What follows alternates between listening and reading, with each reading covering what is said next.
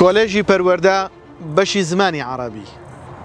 پارالێل زانکۆڵاین ئێوارانی چەندە؟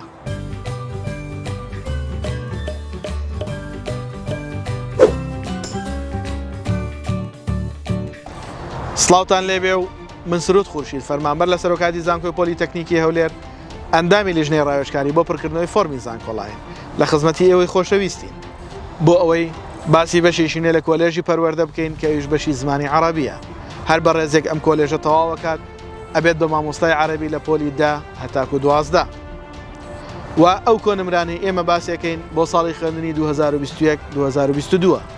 واتە ساڵی پار کە قوتابیان پۆلی 6یان تەواو کرد و چوونە قۆناغی یەک لە زانکۆ و پەیمانگەکان. ئێوەش لە درێژەی ڤیدۆ لەگەڵمان بن بۆ ئەوەی بزانن ئاخۆ هەر شارێک هەر پارێزگایەک هەر زانکۆیەک لە هەرێمی کوردستان کە کۆلێژی پەروەردە زمانی عەرەبی هەیە کۆنمرەکەی چەندە تاوەکو خزمەتتان کەین.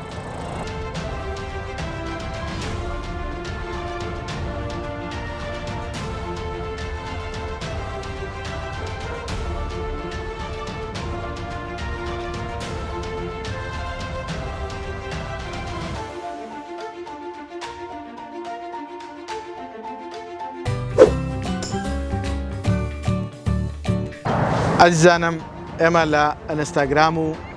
لە یوتیوب لە خزمەتی ئەوەی بەڕێزین بە هەمان ناو و ناونیشان بۆیە ئێوەش لە هەردوولا فۆلۆ و سەبسکرایبی کەناڵەکەمان بکەن و لایک و کۆمنتمان بۆ بنێرن ئێمەش لە خزمەتتانین بۆ ئەوەی وەڵامی پرسیارەکانتان بدەینەوە و ئێوەش کەناڵەکەمان بۆ هاوڕێکانتان شێر بکەن بۆ ئەوەی